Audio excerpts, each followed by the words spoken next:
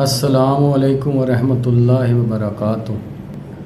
اللہ کو جاننے والے لوگ، حضرت عبداللہ بن محمد رحمۃ اللہ ذکر کرتے ہیں کہ ایک مرتبہ امام بخاری کی خدمت میں حاضر ہوا، اندر سے آپ کی کنیز آئی اور تیزی سے گزر گئی۔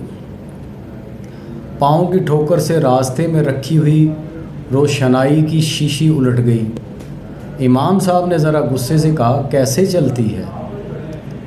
کنیز بولی، جب راستہ نہ ہو تو کیسے چلیں؟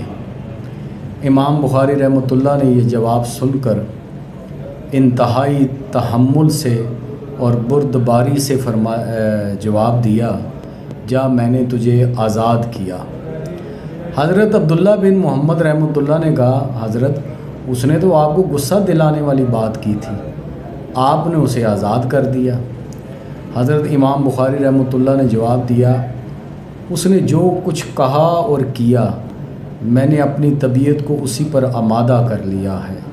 حدیث میں آیا ہے کہ اے ابن آدم، جب تجھے غصہ آئے تو اسے پی جا، جب مجھے تجھ پر غصہ آئے گا تو میں پی جاؤں گا، یعنی اللہ۔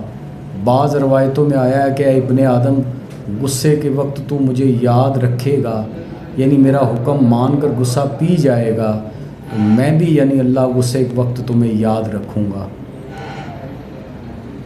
تو اس واقعے کا جو جوہری پہلو ہے وہ جب حضرت عبداللہ بن محمد نے ان سے کہا کہ اس نے تو آپ کو غصے دلانے والی جو ہے یہ حرکت کی ہے اور آپ نے اس کو آزاد کر دیا، تو حضرت امام بخاری رحمۃ اللہ نے جو جواب دیا ہے وہ اس کا جوہری پہلو ہے کہ اس نے جو کچھ کہا اور کیا میں نے اپنی طبیعت کو اسی پر آمادہ کر لیا، یعنی میں نے اپنی طبیعت کو اسی پر آمادہ کر لیا۔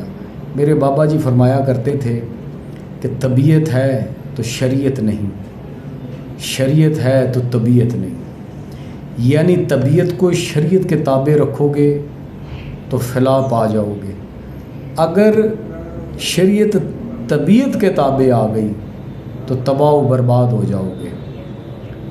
اس لیے اپنی طبیعت کو شریعت کے مطابق رکھو تاکہ تم بھی اللہ کو جاننے والوں میں شمار ہو جاؤ اور اللہ کو ماننے والوں میں شمار ہو جاؤ۔ آمین۔ شکریہ۔